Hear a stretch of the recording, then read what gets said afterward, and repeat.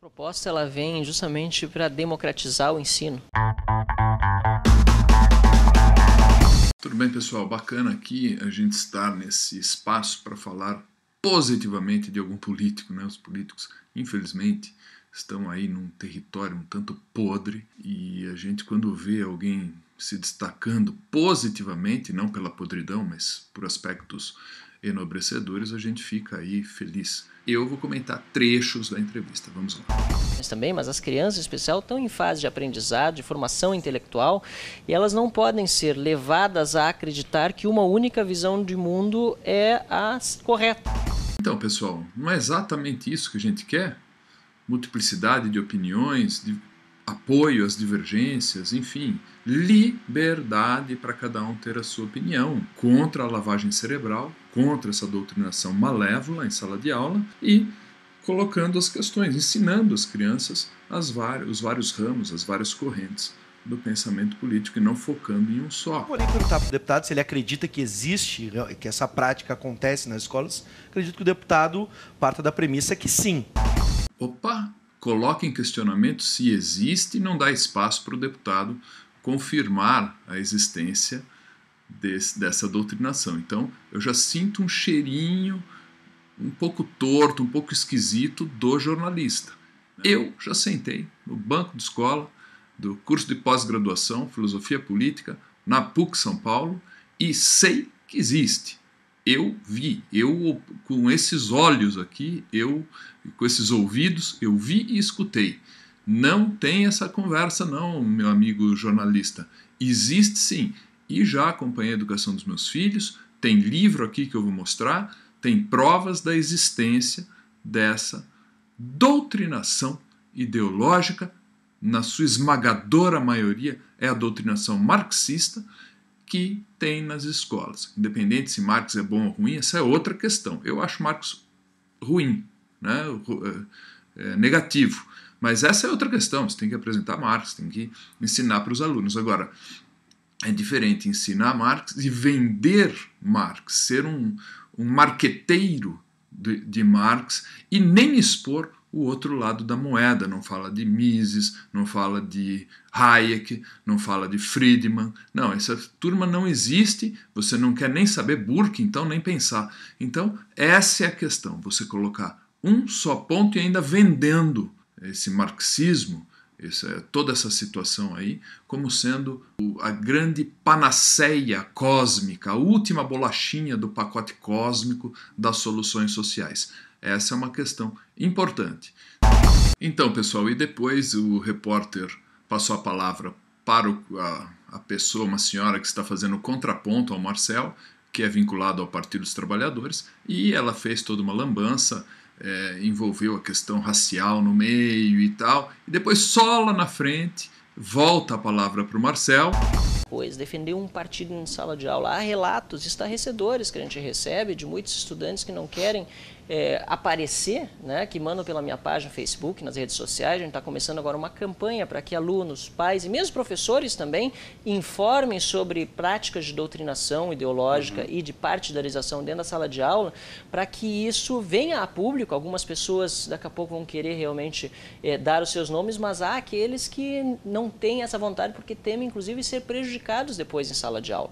Então esse é um problema muito grande que na prática pode ser resolvido se nós tivermos um esclarecimento de que a posição do professor não é essa de doutrinar, não é essa de utilizar essa ideologia em que acredita para incutir uma ideia na cabeça de uma criança. Isso está errado.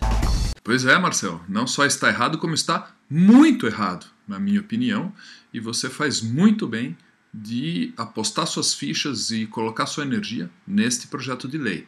Vamos continuar na análise da entrevista, depois eu vou falar aqui algo mais profundo sobre o assunto, inclusive com dados práticos que eu tenho, casuística mesmo, que eu tenho sobre essa situação lamentável de um verdadeiro abuso de autoridade, abuso de poder em cima de crianças e sobre jovens, né, cabeças aí em formação, e durmamos com esse barulho, isso existe, vamos lá.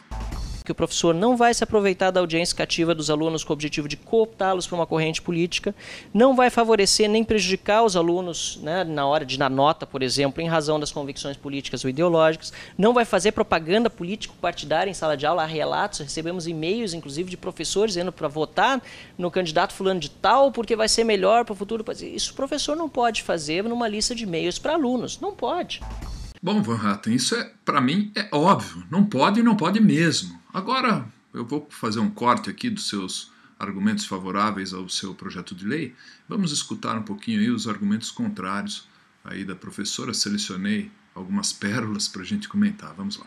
Mas nós temos um problema. Aqui no próprio projeto, no artigo 2º, diz assim, ó, a educação nacional atenderá aos seguintes princípios. Neutralidade política. Bom, então 100% dos professores já vão responder processo administrativo, porque a neutralidade política não existe. Não é a questão de usurpar a sua ideologia política. Fique com ela, mas na hora de exercer a profissão de professor, você tem que passar, no mínimo, os dois lados da moeda. É lógico que a tendência de defender o seu lado vai existir, isso acompanha naturalmente o ser humano. Mas você não pode simplesmente extirpar o outro lado, sequer apresentar o outro lado para o aluno e ficar vendendo de maneira marqueteira a sua ideologia política e mandando votar nos seus candidatos. Isto não pode.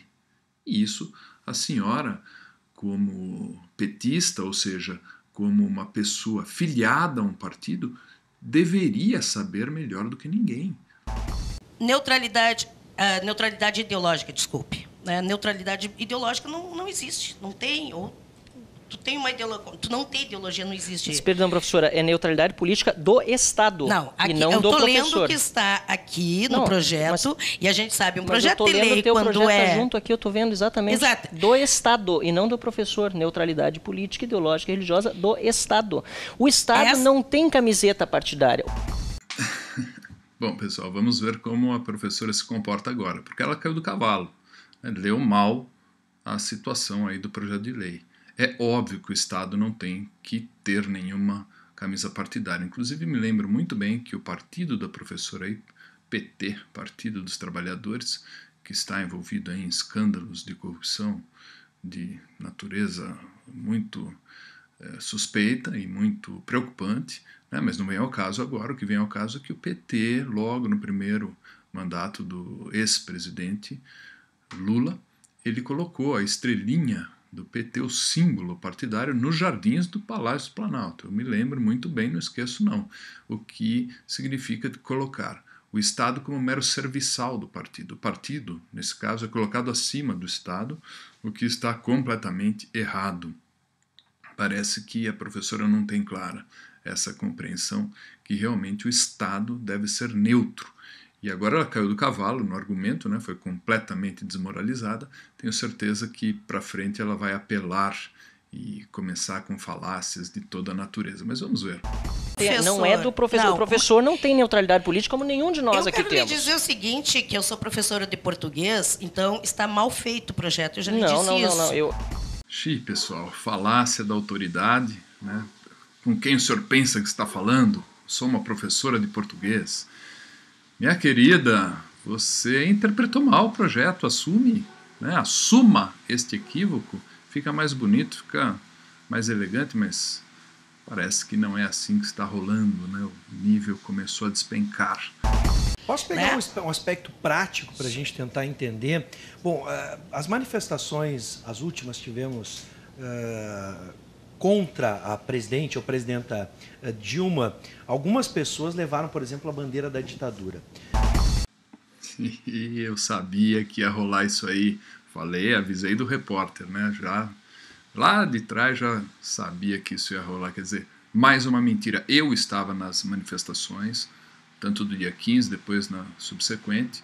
Existia uma microminoria que pleiteava a intervenção militar. Microminoria, menos de 1%. 1% eu já estou sendo generoso aí com a sua tese.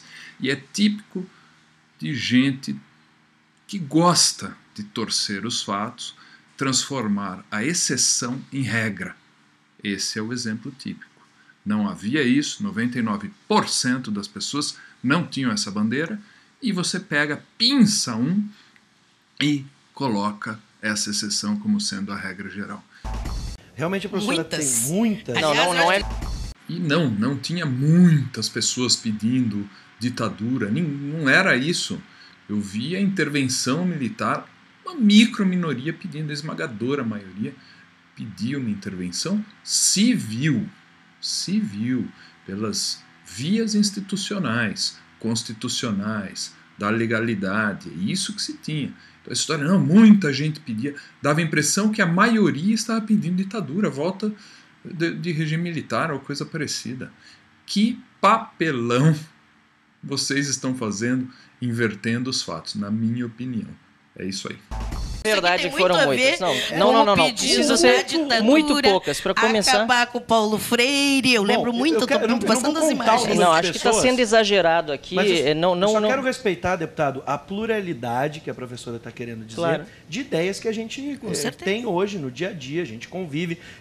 Olha aí, de novo, foram pegos na mentira e agora querem mudar de assunto. Não deixam o deputado falar, não, então vamos mudar de assunto, eu só quero respeitar a pluralidade. Também não é verdade. A pluralidade, quem quer respeitar é o deputado Van Hatten, que está fazendo um projeto para que se coloque mais de uma opinião em sala de aula e não se reduza a pluralidade numa única opinião. Gente, veja o que estão fazendo, tanto por parte do repórter como por parte da petista, que é filiado ao Partido dos Trabalhadores. O repórter, não sei se é filiado ou não. Vamos pegar o aspecto, por exemplo, da ditadura, tá? Da ditadura militar. Tava demorando, hein, pessoal, para sair a ditadura militar no discurso aí do pessoal. Gente, o projeto de lei não tem nada a ver com ditadura. Veja o nível que estamos chegando. Né? Esse pessoal parece que parou no tempo ou está um pouquinho aí de má fé. Eu não sei, não posso afirmar, não estou dentro da cabeça do jornalista nem da petista, mas eu não estou acreditando no que estou ouvindo. O projeto do Van Hatten, deputado Van Hatten, vai no sentido de se garantir a pluralidade de opiniões em sala de aula. Ponto, parágrafo. Não tem nada com ditadura militar, meu querido. Sai dessa vida, meu amigo. Vamos. Eu não vou nem comentar. Segue o bonde. Olha, acho que para começar precisa ser colocado realmente em sala de aula quais são os efeitos de determinadas políticas. Sim. E isso a história ensina. Tanto em relação à ditadura militar, que foi um período lamentável na história, como das ditaduras comunistas e socialistas que nós vemos no mundo e que são apoiados pelo governo que nós temos hoje no Brasil. Nós temos um comunismo/socialismo em Cuba que matou milhares de pessoas e que são vistos por algumas pessoas, inclusive colocados em sala de aula, Sim. como se fosse uma coisa maravilhosa, porque o socialismo é superior. Pois é, Van Hatten, mas esse pessoal aí não gosta de lembrar das ditaduras socialistas, comunistas, isso ninguém quer falar em sala de aula. É disso que o seu projeto trata. E que a prova de que há uma emergência, uma necessidade urgente desse projeto é o próprio repórter, a própria petista que estão aí junto com você. Que dessa ditadura militar brasileira eles querem lembrar das ditaduras militares também, com força, cubana, venezuelana. Nós podemos citar países como Camboja, Coreia do Norte, Vietnã, antiga União Soviética. Tudo isso é lindo para eles, não dá para entender. Então, bem lembrado, né? Tem que se colocar os dois lados aí. Eu estou gostando muito da entrevista, vamos em frente.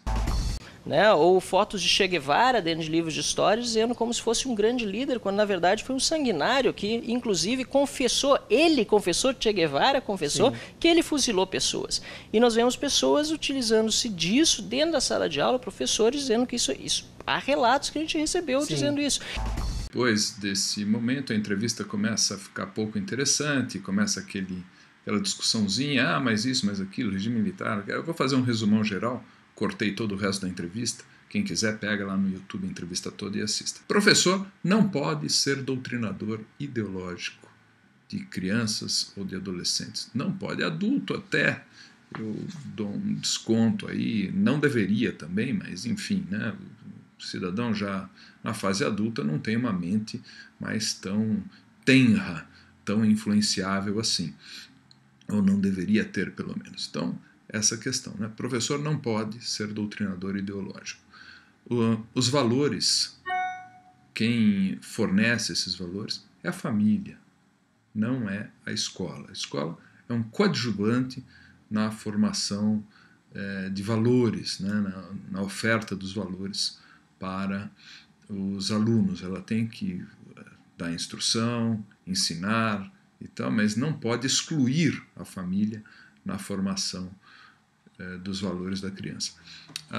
Ensinar sim, doutrinar não. Acho que o resumo é esse. Outro ponto que eu quero colocar aqui para vocês: um professor que tem poder em sala de aula, e ele tem, logicamente, tem que ter mesmo para coibir aí um aluno mais ruidoso ou um aluno mais indisciplinado, mas ele não pode abusar do poder. Ele não pode abusar do poder e utilizar esse poder para vender aí peixes ideológicos, ou pior, vender partidos políticos, ou até vender candidato. Vote nesse ou vote naquele. Não pode. Outra coisa que eu anotei aqui, que se o fizer, estará sendo um tremendo covarde intelectual, porque o aluno, o garoto ali, adolescente, não tem a bagagem intelectual para se contrapor a esse professor. Isso é covardia, isso é uma coisa muito feia. E eu apoio 100% o deputado Van Hatten nesse sentido de coibir essa prática tão nefasta que existe sim. E eu peguei uma prova aí de sociologia e com algumas imagens bem estranhas, e também tem o livro adotado com uma situação bem esquisita, eu vou mostrar para vocês. O livro, existem imagens, assim, estereótipos de empresários com pastinha, terninho, gravata, descendo para o inferno. E outro estereótipo de adolescentes de uma rádio comunitária, fundo celeste atrás.